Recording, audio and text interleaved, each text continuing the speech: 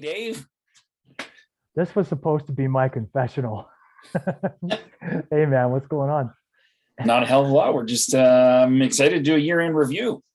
Yeah, you and me both, dude. It's I'll be honest with you. I'm excited, but I'm also like a little bit like leery of looking back over the year again. But Right. that does not stop me from looking. That's for sure. Just sometimes years are hard. This was a hard year, dude. Yeah, it was a tough year, but honestly, it feels like to me, it just feels like it went by so quick. Yeah. Like, Yeah. I hear in the news they're still talking about some of that January 6th stuff, and I feel like that was like a month and a half ago. You know what I mean? Like, so yeah, it was a weird year, I think. No, you're absolutely right. It did zip by, dude. Like it was here and then it was gone, even though it was painful almost throughout for you Yeah, and for me. exactly right. For different reasons, but I mean it still ended up that way, right? So Absolutely. yeah.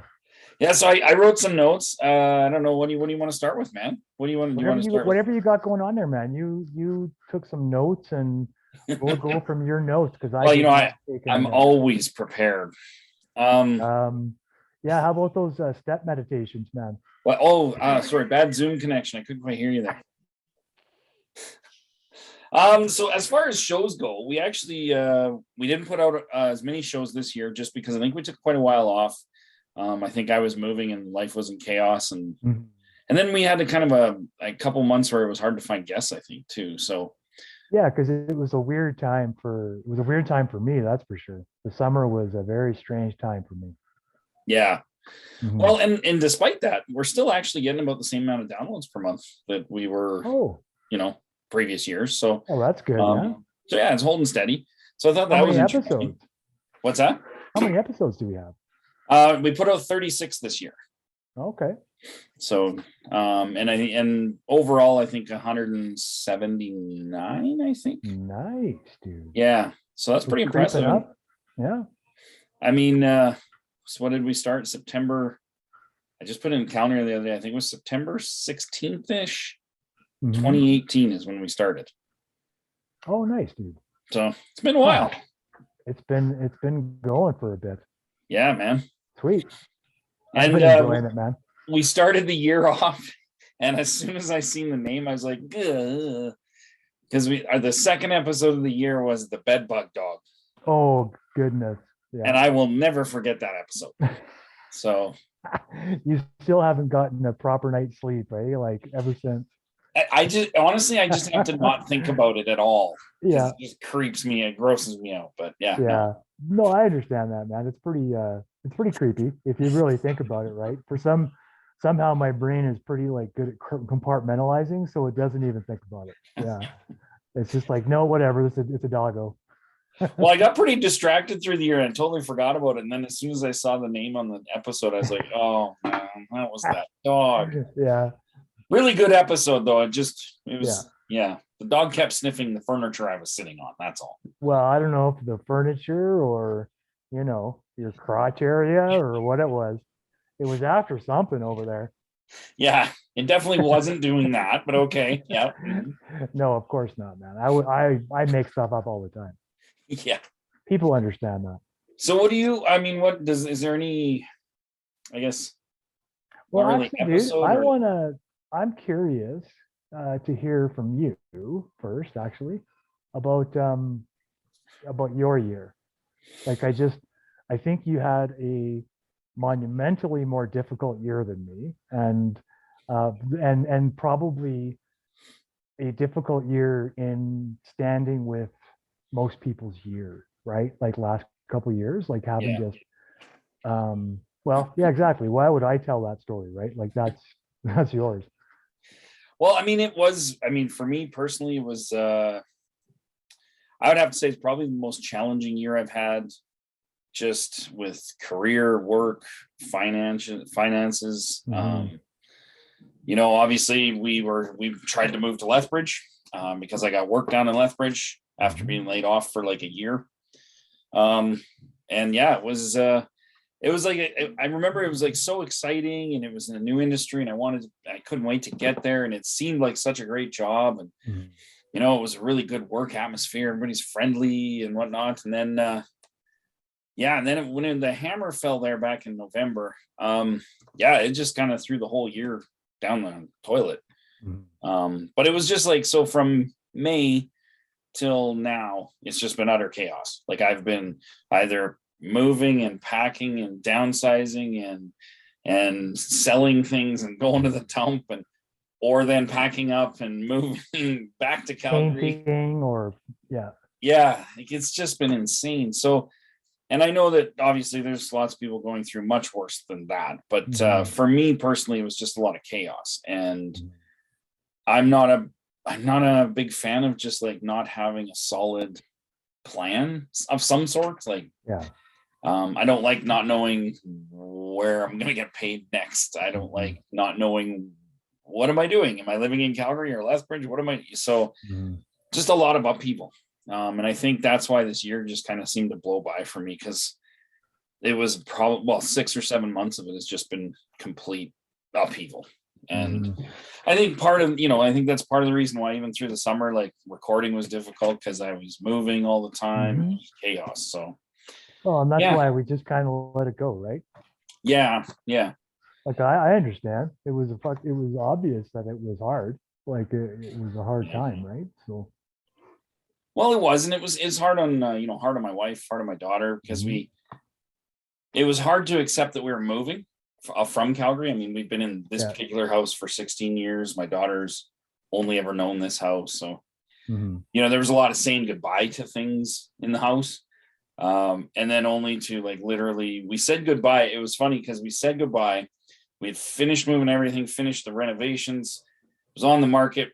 We just got to sell it. And we had one weekend, and it was the Remembrance Day weekend Mhm. of just like, okay, we don't have to go back to Calgary this weekend. We don't have work to do at the old house. We don't have anything. We just can relax. And then it was like that Thursday, they corporately restructured. The fucking rug came out, right? Yeah. Yeah, and it was just weird. I mean, you came down that week. It was like, oh, Mhm. it was jacked up to be actually a pretty great week, and then just poo. But it No. was, man, it was a strange. I gotta tell you though, dude, before you even got the news about your guys' vehicle, Mhm. I felt off there. Yeah, Something was just off. And I was going through my own stuff with a change in my meds and stuff like that. yeah. But it was not just that. It was like there was something in the air that Mhm. just didn't feel quite right. Yeah, Like if you asked me what it was specifically, I wouldn't be able to tell you, man. yeah, Like it was like one of those things where the hotel room was the worst I've had in a long time, yeah. right? Like, and it was loud and people were up at like 3 and 4 and 5 in the morning that Wow, were all yeah, around me. And dude, seriously, like I haven't had an experience in a hotel like that in a long time, man. yeah. Like since I paid $6 a night. Well, and even when he came down, it was like it got cloudy. It was super windy. We couldn't Dude, even take pictures. Like, yeah, like as I drove into town, it was like yeah. there's something wicked this way came with me, Oh, man. And yeah, I it was just, yeah, it felt so off. And then everything just like one after the other started happening to you and Michelle. And it was like, holy crap, I'm never going to Lethbridge again. well, it Nothing. was yeah, it was just it was that was messed up, man. I don't know Yeah, how else man. to say it. And it's been insane because we basically repacked everything into boxes in 4 days, got back to Calgary. And I mean, now that I'm through it, and I'm kind of coming out of the shock of it all, like Mhm. I still have a lot of bitterness, so we're working through that. But Yeah, but dude, that's natural, man. yeah, Like they've earned that. oh yeah, um, So, but you and just don't some. want it to hurt you, right? That's the only thing. That's right. Yeah. But no, I think there's it's interesting because I really wanted to get into that industry. I really felt like I wanted a big change. I felt like I Mhm. was ready for it. And then when it happened, I was like, all right, this is awesome. So like it's happening. And but I think it was really like, unfortunately, it's a pretty hard life lesson. But I think it was just kind of life, like, okay, well, you can have it, but like that grass ain't any greener. Yeah. And here's the cost, right?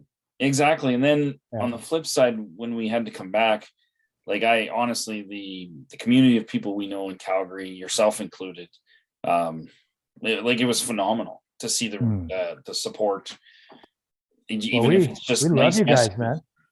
Yeah, like, it was amazing. And I think it was really a highlight of like where we're supposed to be. Like, and that's kind of how I think we all took it, is like, it's pretty clear where we're not supposed to be and where we're supposed to be. Because there was people like that. And there was people that reached out to us to just in kind words and stuff that honestly I hadn't talked to in 10 years. There was people that I worked with 15 years ago that were reaching out to me, things like that. Like, it was pretty amazing. So that's awesome, man. I'm glad to hear that. I always say that out of, I'd like to say that out of bad things, like, there's always a good thing that comes out of it. And I think really that's what it is for me, is realizing that, like, I need to put my focus back into my community, my own house, my own, you know what I mean? Like, rather than constantly want something else. Yeah. Like, I dig it, man. I dig it. At least that's what I'm thinking I'm supposed to learn. Yeah. But that's a good lesson for any of us, right? To learn that, look, you've got to be, before we can move out there in the world somewhere, we've got to be a little bit okay at home, wherever that is with us, right? Wherever we happen to be there. Despite whatever's going on, which is easier said than done. Absolutely. And just having appreciate, like, it really taught me appreciation for what I have. Like we kept saying, even throughout the losing the job and all that stuff, like, it was hard. It was like, I was in panic mode for a good solid 3 weeks, but just, it's just something that happens and you got to just work through it. And it isn't the end of the world. It was never going to be the end of the world, but it's just like, it wasn't what we expected. And I think that was just the hard part, is everything. Like, I literally went to work that morning, excited to go to work. I was happy. I was like, oh man, today's going to be a great day. I was like, I'm going to do this and get this done. And then I got there and it was just like, boom, done. Yeah. And I just think it was it's like just the utter betrayal of it all. Because I know now that they were kind of lying to me the whole time, and they weren't telling me the full story, like things like that. So it's kind of like the betrayal of it all was more of the pain, I think. Yeah. So sorry about that. I had a sound issue here, but I was listening. And you're right, dude. It's not necessarily the loss of the job, right? It's how it happens, man. Yeah. Like, because when you got laid off from oil and gas, the anger wasn't there, right? Like, no, it wasn't the same. And there's a reason why it wasn't the same. It's because the one day they didn't say you're great, and the next day say, yeah, you're fired.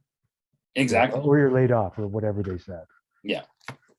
Yeah, exactly. And then that was the thing. And like, up until like literally the day before, I was asking them questions about, hey, how are we going to do this? And we're talking and making plans for 2 months from now. And we're talking about all these things. And then the next day it's like, you're gone. Yeah. Like, well, you guys didn't decide that last night at midnight. So you must have known yesterday and the day before when you were talking to me. Like, so just kind of felt like that betrayal. Like, it felt like I got stabbed in the back. Yeah. On top of the yarding me around that, oh no, move to Lethbridge, it'll be great. Yeah. This will be an opportunity of a lifetime. Yeah. And we did get our house renovated. So I guess that's a good thing. I just got to pay for it now. Well, I mean, the good thing, there's lots of good that came from it, for sure. Yes. Easier said than done to get there, when you can look in hindsight and say, you know what, like, yeah, because now you're amongst people who love you, right? Yeah. And anything can happen when we're amongst people who love us. Like, there's no end to what can be accomplished, right? Well, one of the greatest things was when we actually got back to recording back at where we normally record with a guest in person. Honestly, it just kind of felt like that. I think was when I started to feel like, okay, this is like, I'm back home. Like, I'm me too, back man. where I'm supposed to be, Oh yeah. So, because that felt really good, actually, getting back to recording like normal. It feels so good, and we're gonna do more of it. And I'm grateful we'll have the opportunity. Absolutely. So how about your year though? You had some Uh, changes this year, and I know you don't want to talk about too much, but I know you yeah, had but some big changes. I did, and I don't mind talking about it, man. It's been hard. Like it's been a hard year from start to finish, even um, before we split up uh, Mhm. in June. Um, but since then, it's been oh man, it's been a discovery of like of where and how depression is just playing a role in my life, right? Mm, Um, and trying to treat that the best I can.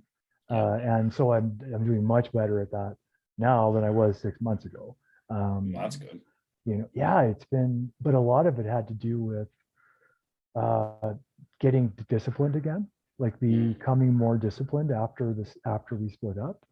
Um, Disciplined in my own care, right? So that includes like meditation, exercise, all that kind of stuff. Um, because that's the stuff that just gets neglected, right? Like yeah, when you're trying to survive, some of those things just get neglected. And I don't want to make it sound like it was like, I had to survive this terrible thing. It's just when you're in a situation that's not changing, mhm, a human goes into survival mode, right? Like yeah, just to, especially when there are certain things that are just coming to light that you need to deal with, right? Like, yeah, and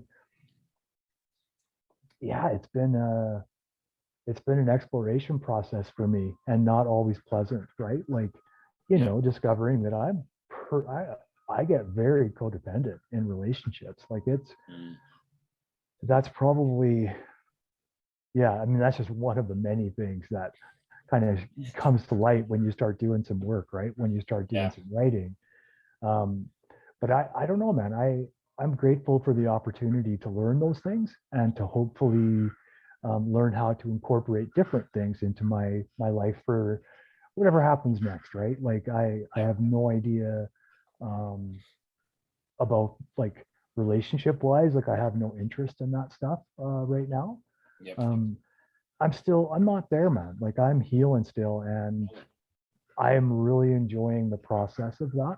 Like again, even though it's not always pleasant, yeah, there's lots of nights where I wallow a bit, I wallow a bit in. Well, I think it was most. It kind of ebbed and flowed for a bit, and then it kind of mellowed out for a while. But then Christmas came, and so this is the first Christmas where we're not together since we were oh together, yeah, right? yeah, So yeah, um, first Christmas without her. And even though this time was really a difficult time for us, like the first Christmas when we lived together was probably, well, that was the hardest time. mhm, That's when things were really, really hard for us.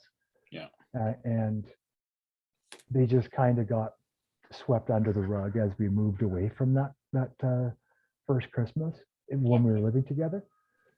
But yeah, even though it's kind of muddied with some mixed emotions, um, I got to spend a lot of time with my family, so that was nice, yeah, and I always got to spend time with my family, of course, but it was nice to be alone and able to kind of reflect on that stuff, mhm, and also to experience the emotions of coming home and being alone after, and I'm a huge fan of being alone. mhm, Like I try to be alone a lot. yeah, Um, but yeah, I noticed it a lot over Christmas, man. I noticed just uh, the absence of the love, right? That we did share together, you know? yeah, Yeah. yeah, and So that's hard. I mean, because you kind of build up like build up memories, and then mhm. yeah, I can see where that'd be like it's hard to deal with. Yeah, Yeah, it was pretty challenging, man. And I mean, it's not as bad today, right? Because it's the sure, 29th, and um, I've had some days to go to meetings and kind of process how I'm feeling a bit about it. And I yeah, I have to be honest, like I miss that. There's a part of me that misses that companionship, right? Where yeah, you have this like warm little home, you got your little fam, like whatever that looks yeah, like, right, for you. And absolutely. um yeah, so there's a loss of that. for sure. And I'm just kind of, as things come up that I have to deal with in regards to the loss of that relationship, I try to deal with it the best I can. Yeah. And not like completely melt down. And by melt down, I just mean lock myself away, really. Yeah. Like, because that tendency has definitely crept into my life, man. Yeah. The isolating, and like I've started to, well, I shouldn't say I started to, because over the last couple of weeks with Christmas and everything, I just kind of made a point to get out of the house almost every day, either go to a meeting or go meet somebody for coffee or something like that. Yeah. Because there was definitely a 3-day period where I didn't go out of the house. And people are probably listening going, yeah, that's pretty much been our life for the last 2 years. But like, I have to tell you, that wasn't mine. Like, I've been working for the last 2 years, and towards about the last year, the first year of pandemic, and then the half of the second year, it was very difficult for me at home, right? So I was at work a lot, and so there's a part of me that wants to be like, dude, you totally can isolate, you know? And every once in a while, I'm like, you know what, dude? You take a day. You don't have to do anything. Like, you don't have any work on the agenda. So take a day, get in a blanket, soothe your soul, like whatever that looks like. And then, get back at her. But, and I think becoming more and more comfortable in my space again, right? Like, yeah. And I think that's vital. Like, getting, I mean, from the outside perspective, it seems like that's where your head is focused more on, like, I don't know if it's cliche to see becoming a better Dave, but like just understanding yourself better. And one thing I will say is, you don't seem to be falling into the same habits you used to, though.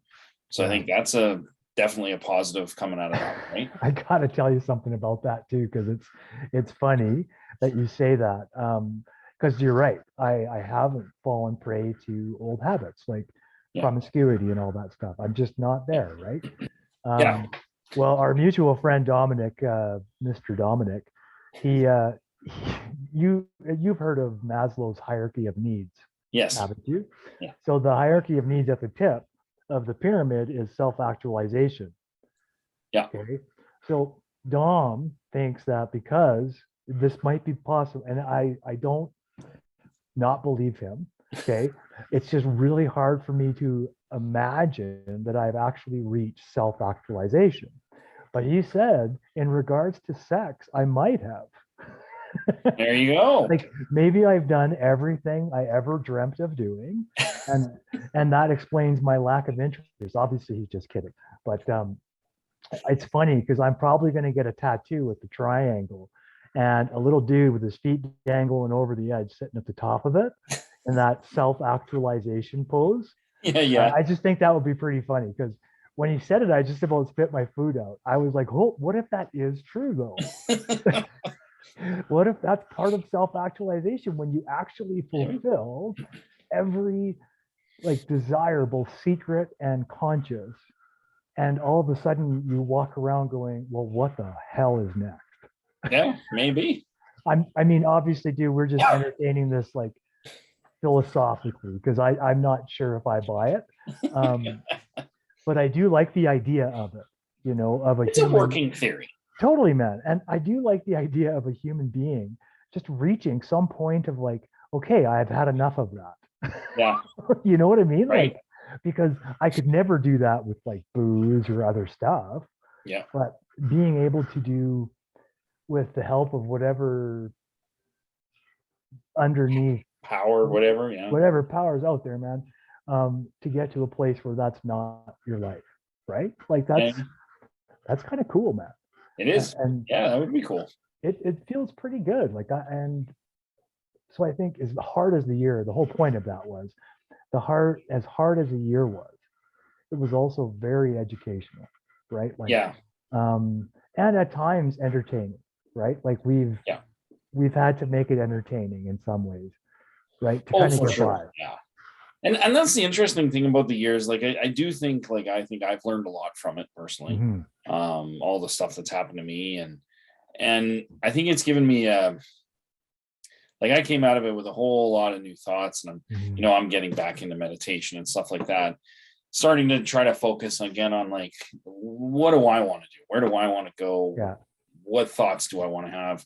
Mm-hmm. But I think the year it was like, for me, it was like a, like tear down, and like it's kind of like purging all the stuff from my house Mm-hmm. and taking it to the dump or selling it at the garage sales. Like it Yeah. was like, I don't know, I just felt like 2021 was my year to just get rid of all the excess Mm-hmm. garbage and like focus back in on like, the little things that I wanted to always do. Agreed. As an example, and I think this might be a karmic example, but as I was unpacking, I found a notebook in which I wrote on the first 2 pages, and they were like the only pages that had anything written on them. I love those notebooks, man. Right. I have about 30 of those, but this particular one was from We call those 1996. notebooks of good intentions. Yeah. This one was from 1996, 97, and I wrote the top 50 things I want to do in it. Okay. And I was reading through it, and I was like, holy shit, I actually got some. Like, I had marked some off that I'd already done. Mm-hmm. And then I checked off a few more. I'm like, why don't I just start doing these things? Yeah. So I just thought it was funny where it's like, I've had this terrible year, tough year. And Mm-hmm. I mean, it's just been chaos and crazy. But at the same time, I've found unpacking the stuff that we kept is very healing, very cathartic, very whatever word you want to use for it. But because it's finding things like that. Yeah, like it's finding things like that journal or some other thing, and you're going, holy crap, I haven't seen that in 10 years. Like you know what I mean? Like, and so I think it's just reconnecting to who I was, like the things I used to like, the things I used to do, like I don't know. So yeah, I think it was a good year to like reconnect a bit. But well, you're right, man. I think, and that's when a lot of us reconnect is when things are hard, right? We dig into what works for us, right? And that for lack of a better description, is whatever gets us through it, you know. And I mean, this past year for your family was hard for lots of reasons, right? Like just as you were talking, it was like the emotional toll of finding those children, the bodies on the residential school. Oh yes. Right. And it just brought to mind, because I remember how hard it was, right? Like how watching like your family suffer, man. And and I shouldn't say but, because it's not a but and it has influenced more than you guys could know, right? Like the toll, the influence that goes outward continues to grow, right? Like and so I hope, I don't think it will be in vain. I hope there'll be some incredible changes and things done from all this. I really hope so. And it seems like this government is actually doing some positive things. In terms of not the provincial government, of course, let me specify, the federal government is who we're talking about now. For all their faults, which we know there are many, they are making some good strides in some directions. And it was you and Michelle who educated me on that in terms of the water, right? And that's true. Yeah, and it's not public, like it's not widespread because there's COVID, and COVID seems to be everywhere, every day, right? So there's so much other insanity out there that it just kind of drowns out anything. Like, because I was thinking, like, man, you just don't hear like good news stories. Yeah, it drowns out the positive, man. Yeah, like there used to be like, I mean, I remember when I was a kid, and of course this is going back, but like news used to be like, oh, they do like the world news, local news, and then but they'd always have like some local community good story or even a good story that came, and it's like you don't really see that a lot, especially if it's online. Like you have to purposely go find it. Yeah, that I'm going to get people yelling at me for even saying anything positive about the Liberal Party. Oh, yeah, exactly. Right? Like, and like, don't get me wrong, I didn't vote Liberal, but like those are some major changes that we've never seen in this country, right? Well, and that's just it. They don't do everything good. No, of course not. Yeah. But they have done some good things. And so, Yeah. yeah. And I think, like you just said, like we have I think in order to bring a balanced like appeal to each other, like we have to be looking at the positives too, Absolutely. as well as the negatives, like not Yeah. brushing anything under any carpets or nothing, but Well, I think the thing for me is I've really tried over the last few years actually to get away from the all or nothing talk like mentality. So it's like yeah, I have to hate this political party yeah, 100% because I do. it's so rigid, And man. it's like, yeah, like I don't know if I do. I think there's certain parties that I just can't agree with. Mhm. Absolutely. But it's like, you know, when you look at some of the governments we've had, it's like, yeah, but they did some things good and a lot of things bad. I mean, this government's no different. You know, we now officially have a stat holiday for Indigenous Day every year. They have definitely cut down on the drinking water advisories, stuff like that. But at the same time, you know, on the West Coast, you still have, you know, paramilitary RCMP groups invading what the government and the court systems have already said is not Canadian land. It's sovereign land. Sovereign territory. But they're like, yeah, we don't care. We're the crown. So, and they won't back down on this armed like assault. And they use their henchmen out of their land to put a pipeline there rather than move the pipeline around their land. Like so it's like it's always the give and the take. Like, well, it's like a hug and punch, right? Right. Yeah, totally. So, it's like a giant cultural hug and punch from the government. Come in here close. We really want to help you and heal you, and we're stabbing you in the back. Exactly. And taking your wallet.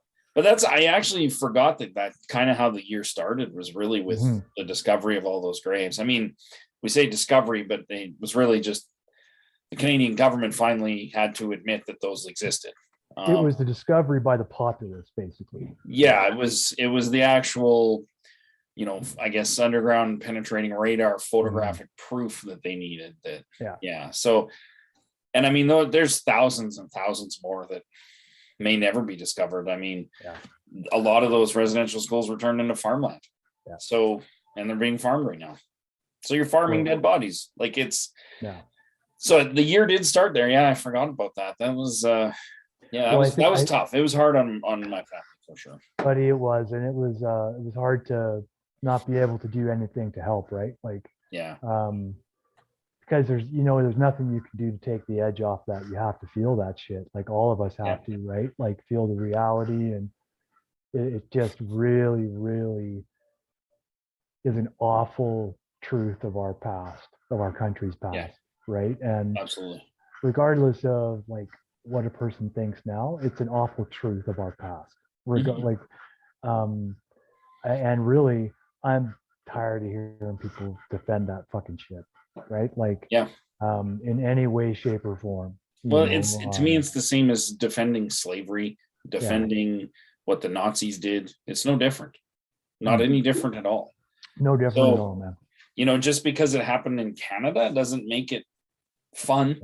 It doesn't make it exciting. So yeah, it's tough. And I think we've had a number of guests on to talk about their road to recovery and what recovery is like now and stuff that have actually, you know, like that are Indigenous guests and have close ties to residential school. And I find it interesting how, I mean, we know that level of trauma that you go through. Yeah. Even just being the generations we only follow know that. We only know from our outside perspective, right? Yeah. Like the depth of that is so deep. Oh, totally. Yeah. Yeah. So it's interesting. I just I think I'm finding it's becoming more and more talked about, like more and less. There's always going to be the racist. There's always going to be the idiots out there, but I think it's becoming more of a conversation, like, you know, rather than, let's just throw money in a program. It's more like, okay, well, let's actually do stuff that might actually make an impact to reverse what we've done, you know? And I see that like there was that actually was the pressure that was needed to change Langevin School's name here in Calgary Yeah. back to its original name. So it wasn't even like a big drastic name change. It was just back to its original. What was So the there was original things name? like that. What What's was that? the original name? I think it was like Riverside High School or something like that. Yeah, that's right. That's right. Yeah. And so it wasn't, I mean, and so the historical buffs out there who were like, oh my God, why would you do that? Yeah. Well, technically, Exactly. you just got to go back a little further and it was something else. Exactly. And that's like, isn't that pretty much the way it is when you look back in time? You look back far enough, you see similar patterns repeated, right? Yeah, So absolutely. why would it be any different there? Mm-hmm. Yeah, weird, man. We have strange expectations about some things, and then we don't have the same ones about other things, which we absolutely make sense to have the same assumptions about. Right? Yeah. If it's ever safe to have assumptions. Not that Yeah, it is. absolutely. Definitely not about people. But about history for sure. Yeah. Right? Like, I don't know, man. Yeah, it was a hard year for that stuff. That was It was. And I mean, you had all that craziness down in the States on January 6th. You had like the new president sworn in. You had all that crazy insanity down there. It's already been a year, hey? Yeah, right? Wow. Yeah, I know, and right, they're still bringing those people to trial, all those January 6th people, man. That's right, they are. God, what a gong show. They convicted a bunch of them, didn't they? Yeah. Yeah. Yeah. That's wild. Well, I mean, I was just reading this. I was reading a story yesterday about a bunch of the police officers that had gone and taken part in the rally, as they called it. Oh yeah. Yeah, and how much trouble they were in. Oh, I bet. Yeah, I bet, man. The police are under a microscope, right? Like, well, and they were there hurting the other police. Like, yeah, there was a couple of them that took part in beating up one of the other cops or something. But you see, that's one of the things that I've come to understand about the police culture is that they'll defend each other against an outside enemy, but absolutely tear each other apart without question. They're just it's like sharks, right? Like they'll prefer to attack something else, but in lieu of something else, because we have to have this strong blue line, in lieu of something else, well, I'm going to go ahead and like sabotage my brother or sister in their career. So exactly, yeah, because we're all about like watching each other's backs. I mean, the majority probably really are, right? Like are genuinely just well, and I know that the majority of who I encounter anyway. But having said that, I also have to qualify that, because those who I encounter as a white male. And as not only a white male, but as a white male who is also, how can I word that? I don't know where I was going with that, but all I really have to be is a white male in North America, right? And I'm taken seriously. So I'm joking and also not joking. Yeah. But it is true, because you have a different experience than somebody else. That's all really it boils down. That's all I'm saying. And really, make sure you vet your white people. Okay. Yeah. Yeah. That's right. You've been vetted. Yeah, no doubt. We have to make sure we vet our white people. I just still laugh at that every time I think about it. Funny. One of the biggest things I think I really wanted to mention on the show today was that the guy who murdered George Floyd was convicted and sentenced to 22 and a half years this year. Yeah. So that was pretty important. Yeah, that pretty much took up all of 2020. Yeah, that's right, man. And that's a big deal, right? It is. That's a huge deal in contrast to that other kid getting off, right? Yes. Like a huge deal, because it shows you the difference in how things are enforced, right? Like how the rule of law is enforced. Well, and I think it was interesting because I did a little bit of research on how things were changed. Like, did police departments change policies? Was it just a lot of like news and then nothing changes? But there was actually a few, I don't know if it's states or cities. I don't really know how their whole system works down there, but there was a few places that did change some policies. So I know like New York, some of the bigger places like New York, places like that changed their policies. I read an article where the first police officer under a new law in one of the states is going to be prosecuted for misconduct because his fellow officers reported him, because the new law is that if you're an officer and you see it happen and you don't report it, now you're on the hook too. Yeah. And so right away, it was, I think it was in place for like a day before the first case, like the first report came in. Hey. So I just think some of the things like that, again, need to be mentioned, because it's not that that's the end all and be all of, no, well, now it's perfect. The system's perfect now. Of course not. But I think some places are trying to make a change. And I think some people, there are people out there that recognize that it is 2021 and this whole fictitious racism thing that people seem to believe one is better than the other is just a big whole pile of bullshit. And that there's really no need for it. And I think more and more people are getting fed up with it. And non-people of color as well. So I hope, I really do hope that's the case. But I do too, man. I hope so too. Yeah. I don't know. I don't know if we'll see it in our lifetime.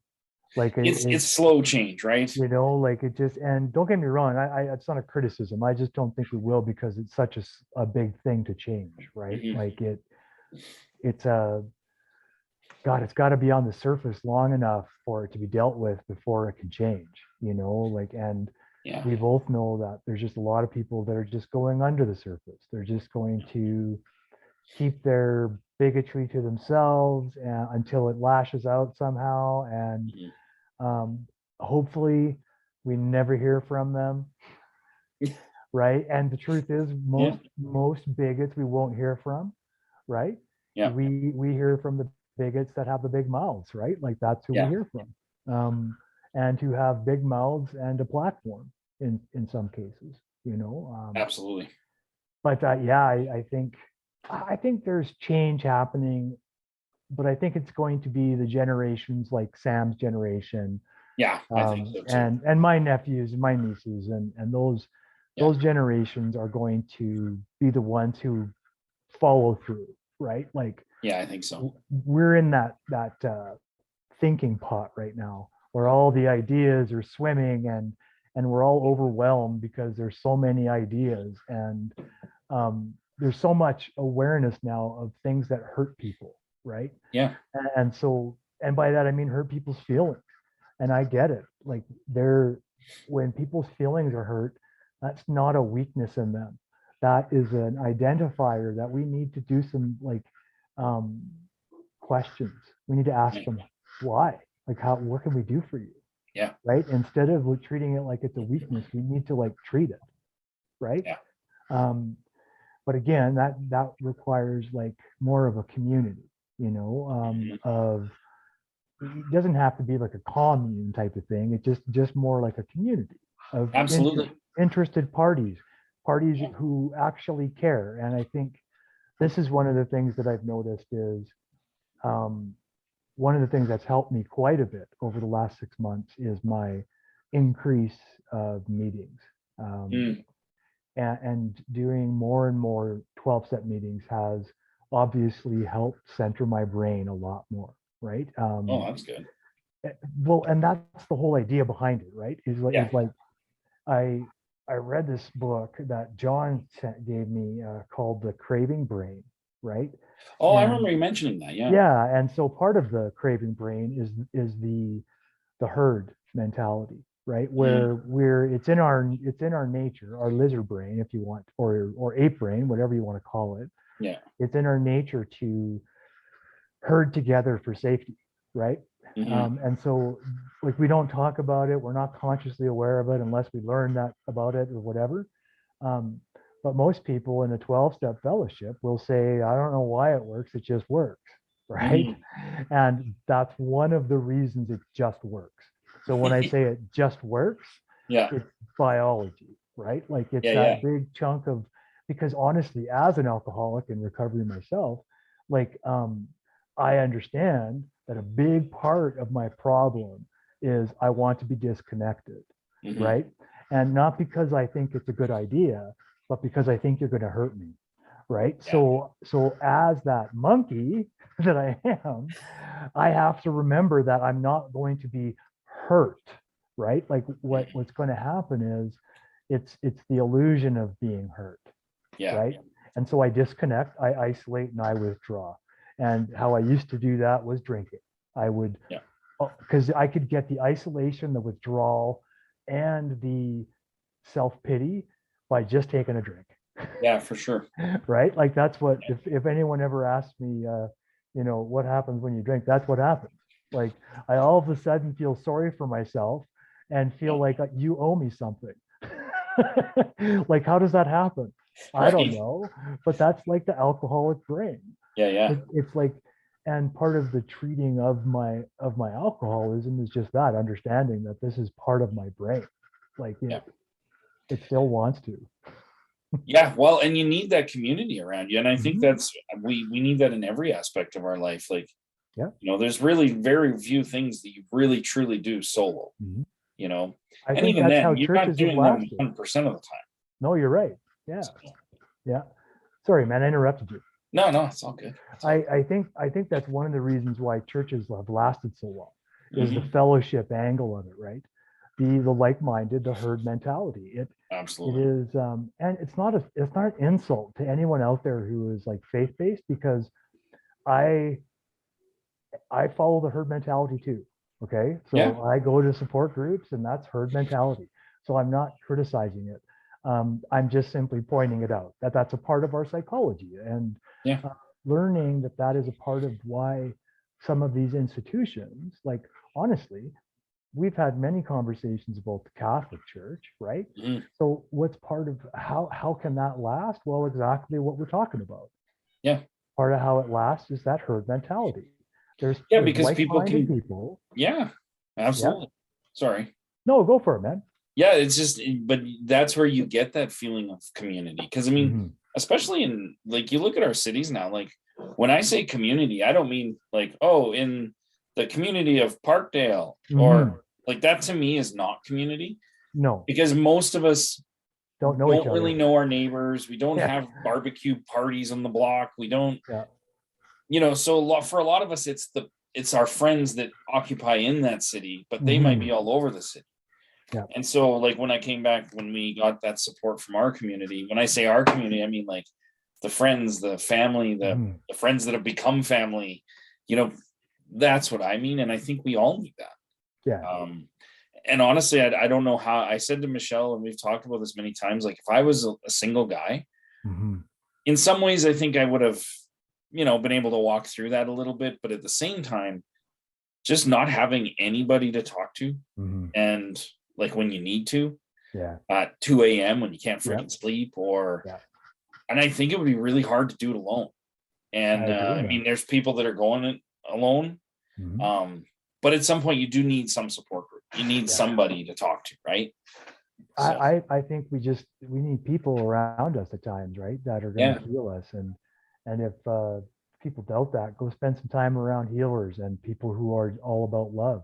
You'll feel different, right? Like, and I'm not talking about people who talk about it. I'm talking about people who live it, right? Like, and I mean, I have lots of criticisms of the 12-step programs and stuff like that, but those criticisms are based on the fact that those programs work for me, right? So I'm able to criticize it because I'm a human being, and part of my makeup is also to ask questions. Exactly. Right? But that doesn't mean that I don't think it works, because I obviously it works, right? For me it works. So, absolutely. But part of the herd thing is feeling loved, right? So it's not just about the monkey brain where we get in the middle of the herd so we don't get eaten by the lions and the bears and the tigers, oh my, right? It's about actually feeling connected to other beings, right? So it's not just for our physical safety. And I think a lot of times people forget that. It's not just about physical safety, man. It's about mental health safety. It's about like emotional safety, right? Like Spiritual And safety. exactly, spiritual safety. We're figuring this out more and more, I think, over the last 2 years, right? Is that Absolutely. there's a huge need for that connection Yeah, somehow. I mean, how do these companies like Zoom all of a sudden overnight they're $1 billion companies, right? exactly. Yeah. And why is that? Because people need to connect, man. Oh, Like yeah. we have this desire to be connected. Um, and of course, the generations behind you and I are connected through this. This is how they connect Totally. more often than not, right? Which is perfectly fine. This is how things evolve, right? And Absolutely. is it for good or ill? I don't think for either. I think it just simply is. Like it just Exactly. is part of the evolution. And you're right. And I think in a lot of ways, it gives me a lot of hope for the younger generations coming in. Like Mhm. you're saying, like the change will be on the kind of them to keep it going forward. But Absolutely. Yeah. I think because they grew up in this world that's so small with being Mhm. connected. I mean, my daughter had talks with people from other countries and stuff Mhm. online. Like it's like the world is so small to them, it just seems natural. Yeah. And it's funny because I think there's a lot of like toxicity, and you call it male toxicity, whatever, but I think there's just general toxicity about that where it's like, Yeah. we can still be emotionally and physically and spiritually like safe, Mhm. but still be men or still be Mhm. women or whatever you are. Like Yeah. you can still be human and still be like, you don't have to take I'm not a man now because I talked about my feelings. Oh, Like, exactly, man. I Yeah. just love that the world is opening up to being like, Yeah. no, just be a human, Yeah. like all humans that have emotions. Yeah. Like Exactly. just be human. And I think that's my hope for the future generations is they Mm. seem much more accepting for like gender stereotypes don't Mhm. seem to be a thing for them, sexual Yeah. stereotypes, and even the comfort with just being Mhm. like, oh, what are your pronouns? Like I Yeah. watch 12, 13-year-olds say it with no problem. They don't care. Mhm. It's just a courtesy. It's like when you say, hey, how are you? Yeah. It comes across that way where it's just so natural for them, and I'm just shocked all the time. I'm like, that's healthy. Like Mhm. that's what makes. Very healthy. And I think that's what helps people with like when you experience something traumatic, but you have that kind of support group. Mhm. I think you go through it in a whole different way You than, absolutely, yeah, wow, man. just tough it up and walk it off. Yeah, Like, exactly. And dude, like, what has that ever done for anybody? yeah. Like, don't get me wrong, there's times where we all have to like knuckle up, right? I get Hmm. that, but not every day. Like, you Yeah. can't do that constantly. At some Yeah. point, you've got to stop knuckling up and rest your knuckles, Exactly. right? Like, you got to just, okay, try another tactic for a bit, you Yeah. know? Yeah. Because I noticed even there's times where like even just chatting, with you on Messenger and laughing and Mhm. joking, like that changes how I feel about the day. You Mhm. know what I mean? 100%, Um, man. Me too. or one of my other friends will send me a Yeah. joke or something serious. But I've noticed that a lot of the people I surround myself with now, like yourself and others, it's Mhm. they act when they say, "Hey, how you doing?" It's not just, how's it going?" Mhm. It is a genuine like, "How are you?" Yeah, And I genuine. think that's an amazing thing to have. I I really do. agree, man. I couldn't agree more. I think like we're very fortunate to have the friendships that we have, right? Yeah. And ours included in that.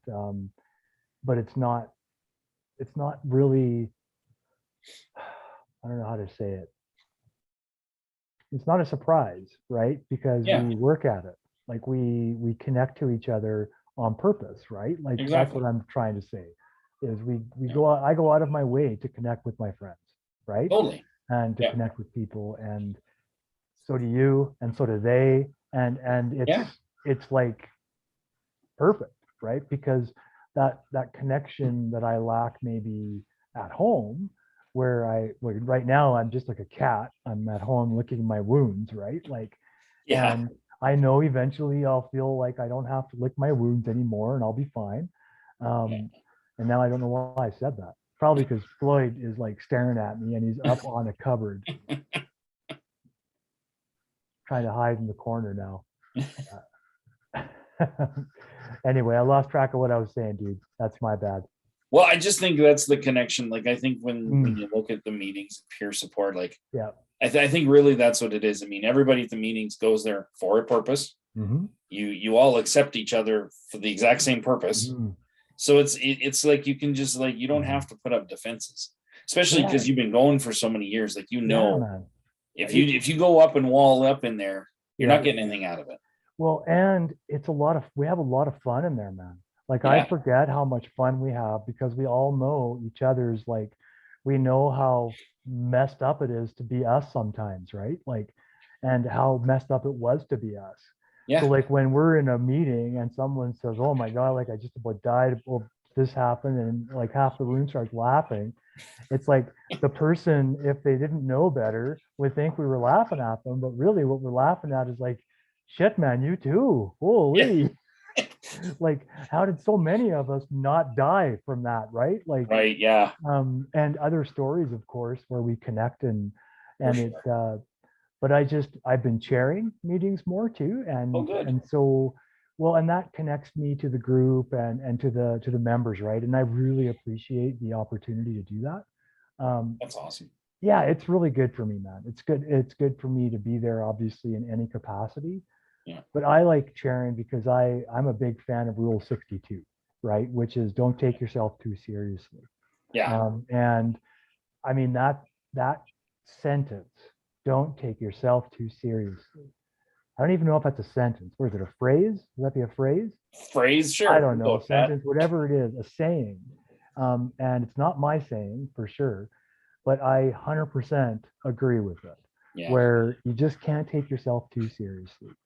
I've got to be serious about not drinking for sure. I have to take that seriously, but that doesn't mean I have to take me seriously, right? Yeah. And then, well, and there's moments where you got to be serious, sure. Of course, man, of course, but not every day, right? Like, it's kind of like knuckling up. You don't got to knuckle up every day, and you don't got to take shit like super seriously every day. Especially when you have as many gifts as I have, right? Like as much family and friends as I've been gifted. Man, I got no reason to complain or take myself too seriously. Yeah. Right. Well, I'm in the same boat. Like, as hard as this year was, I recognize there's people that are having much harder years.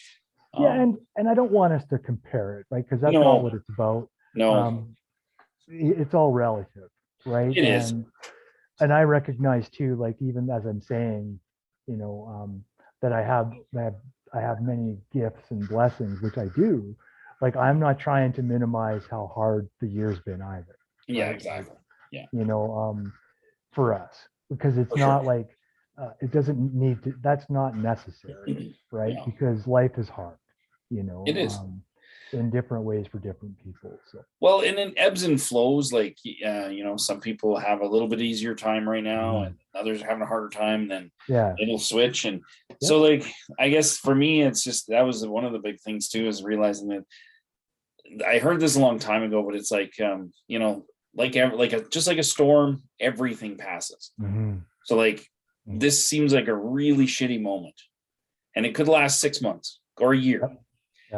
Or maybe even a little bit longer, but it eventually will pass. And so it's just kind of like, how do you want to come out of it? Exactly. That's the question. That's the question, Darcy. Yeah. How do you want to come out of it? The only thing you can control, right? Exactly. And I think that's important because it makes it relative to everything, to everybody. Mm-hmm. So my struggles are my struggles, which are different than yours, but they're still relevant because they're still struggles. Yeah, man. Because you're like, things that might come easy for me might not for you, right? Exactly. And things that come easy for you might not for me. Absolutely. Right? Yeah. And I've, like, thankfully we've been able to kind of see that, I think, partly because of Zoom and being able to see people's shit on like TikTok and all that stuff. Like, we're communicating more and more that a lot of us have lots of skills and all kinds of stuff that we can do. And it doesn't have to be super serious. Right. Absolutely. Yeah. And I think one of the things, like, I love doing this show because I think the stories that come out of it make you realize that, like, these are perfect examples of people that have gone through a long period of shitty shit. Dude, that's one of the many gifts, right? Yeah, but get to do this show, man. And at the end of the day, they're sitting in that chair talking to you, and they're coming out of that, or they're trying to come out of that in a better situation. And and it just reminds me, like, if somebody could go through something like that and be this person that's sitting in this chair right now, you know what I mean? Like that guest who seems like such a nice person in there, it's just not what I would have, ever think. Like, seriously, man, there's moments, I don't know about you when you're sitting on the couch, but there's moments where I'm looking at the person and I'm going, is this person for real? Like, are they actually sitting here? Yeah. Like, did they survive that? Like, that's crazy. Like, I go through that in my brain. Like, holy shit, this human being is here.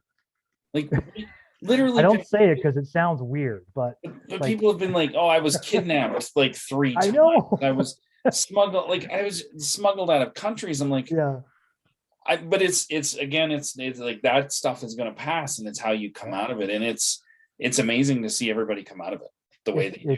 You're right, man. It's fucking amazing. Yeah. And I don't say anything in the moment, like in the middle of the interview, because I know it'll throw it off. Yeah. If I just go, hey, you're fucking here. Right. Like, I can see you, and then go poke them in the cheek or something and be like, you're real. Yeah. Like, because honestly, that's what my brain goes through sometimes with those stories we hear. It's just like unreal, man. Like every time I see, you remember Nolan's story, right? Yes. Every time I see Nolan, dude, I'm like, you blew up. Like, that's Hollywood movie you blew shit. up, man, right? Like, and he is such an amazing dude, but he blew up, man. Like, he blew up. and not a little here. Like a lot. A lot. That's right. Not a little, a lot. He blew up. I just loved how he ended the first podcast. He's like, oh yeah, by the way, I blew up. I at the end. Really? I know. He's like, dude, you could have mentioned that. Exactly. That was awesome. But yeah, you're right. We've had some pretty good, like, we've been fortunate. Yeah. Well, and it just keeps me optimistic. And I think part of the reason that getting back to recording was so awesome for me was because then it kind of got me out of my like pity party for myself and gave me some perspective to go, you know what, like, these people came through shit. So even though I'm going through some shit right now, you are. Like, I can end up in a good position like them. You know what I mean? So I think I think it really did help a lot in that regard. Yeah. So well, I know it helps me, man. You're in that regard for sure. Not to mention just the absolute pleasure it is to be around like superheroes, right? Like people who survive shit that we shouldn't survive, like that kind of stuff is pretty cool, man. Yeah. I don't take it lightly, that's for sure. No, and even though podcasting is the funnest thing I do for work, like, that is, having said that probably sounds really bad. I think it's the funnest. I mean, it's fun. It is. No, it's so fun. Yeah. Because I get to just listen. I'm not required to like guide anyone anywhere. Yeah. Right. Like, I don't feel a therapeutic responsibility. Yeah. In that moment. What I feel like is, no, I want to set this, provide as easy a setting as possible for this human to share their thing. Totally. Right? And stay out of the way as much as possible. Yeah. Well, and it's pretty deep sharing.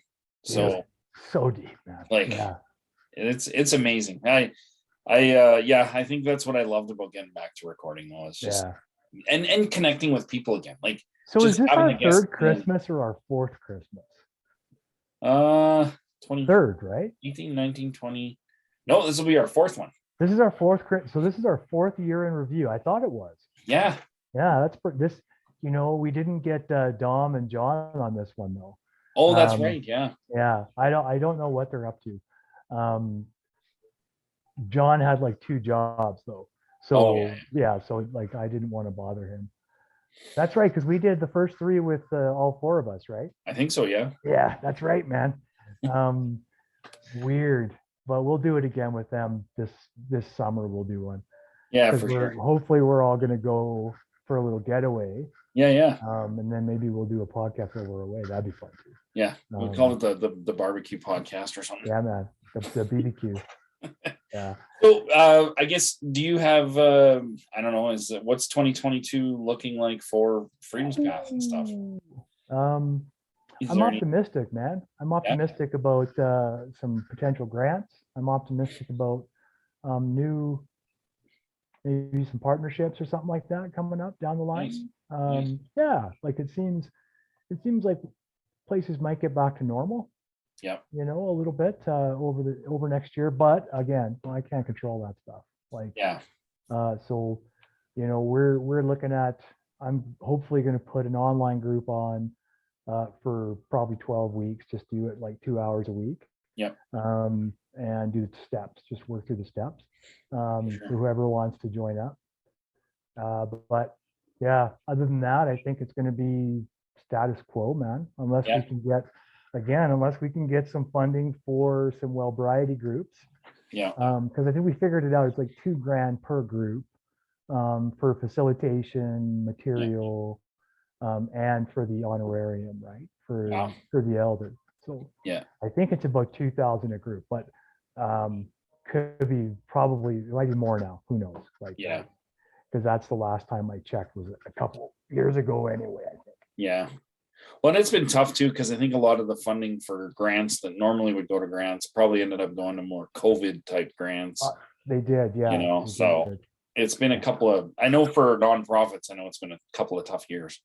Oh God, it's been So, hard, man. It's been really hard, especially for us small ones where we rely on like private donors, right? Like yeah. we rely on, and we're so like lucky. Like we've been Yeah. so fortunate to have just super generous people come in contact with us, right? Like, Right on. yeah, man, it's just amazing. I've always said that about Calgary, though. Like I've done all of my adult work here, and frankly, I don't know. I bet you there's a lot less generous cities than ours. I think you're right. I think there's a lot of volunteerism in Calgary. There's a lot Yeah, of like donations in Calgary. So, yeah. And I know with lots of job losses the last 2 Mhm. years, probably people aren't donating like they used to. And that's where it hits the So, small places, right? Like yeah. it hits us a little bit harder there. Yeah. But I understand it, right? And For sure. it's as much as my job this time of year is to worry. Like there's only so much worrying that you can do, right? And it's not for a lack of trying on anyone's behalf, right? Because we're Yeah. all just trying to make it. Absolutely. So to me, it means a whole lot when people give anything to us, right? Like it means a whole lot. Um, yeah, I don't know, man. I'm excited for. Um, I'm excited to see what next year has in store. Like good or bad, right? Absolutely. Like it. Yeah. I'm okay growing, and if I have to grow another year, I'll just grow another year, right? Like if I need to like lick my wounds for another year, and then I'll do that, right? Because Yeah. I can, and I think it's important for me anyway, to just simply go with what feels best, right? Yeah. And yeah. How about you, man? You have any expectations or hopes or goals? Well, I hopefully I can stay employed through 2022. Mm-hmm. I do have a couple of I have one particular side project I'm kind of working on, but it's really just in the thought phase right now. So but I am hopeful. I'm looking like I have a new job that I'm starting here in the new year, but Right on, man. I'm just hoping to kind of get back to a little bit of normal. And, Mm-hmm. I really want to just stop. I just want to start doing new things. So I Yeah. think 2022 for me is going to be saying yes to a lot more things. Mm-hmm. I mean, there's still so much we can't do right now, or that I'm not really comfortable doing as far as Yeah. the whole plague goes. But but I just want to try new I things. forget there's a plague, man. I forget. But I need yeah. to see So like I think 2022 is going to be pretty positive for me. right on. Yeah. And I sure hope so, man. I sure Yeah. hope so. You guys deserve it. You guys deserve like a coast year, man.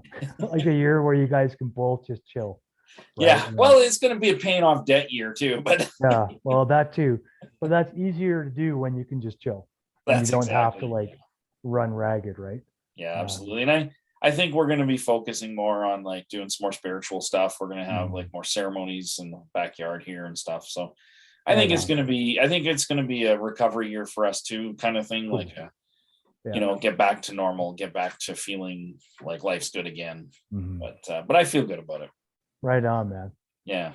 That's a good feeling when you have a little bit of optimism, eh? Absolutely. Yeah. Right on, dude. Yeah. You want to stop the recording? Sure, man. Yeah. Well, hey, man. Thanks for doing this another year. Yeah. It's been a year, man. I'm just gonna call it that. I'm gonna say it's been a year. Yeah, brother. Absolutely. But I've gotten to know you a lot better, and that's been pretty awesome. So, it has been awesome, man. Yeah, man. So I got no complaints, really.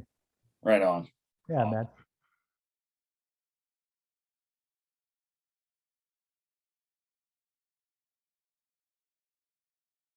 Welcome to the Voices in Recovery podcast. Voices in Recovery is produced by Freedom's Path Recovery Society, a registered Canadian charity. If you enjoy the podcast, please consider a donation to Freedom's Path Recovery Society. All donations go directly to assisting Freedom's Path in providing their services free of charge and helps us keep the podcast going. We are grateful for any and all donations. This podcast discusses difficult topics such as childhood abuse, drug and alcohol use, sexuality and sexualized trauma, and more. If you are under the age of 18, please speak with your legal guardian prior to listening. The opinions expressed during the podcast are those of the individual and not those of Voices in Recovery or Freedom's Path or any other organization. Thank you for listening, and I hope you enjoyed this podcast. This podcast is being recorded on the traditional land of the Blackfoot Confederacy. This consists of the Kainai, Piikani, Siksika, and the Blackfeet in the U.S. We acknowledge the Stoney Nakoda, which consists of the Bearspaw, Morley, and Chiniki. We acknowledge the Tsuut'ina Huardene and the Métis, Inuit, status and non-status from all of Turtle Island, and those who are visiting. We are all treaty people.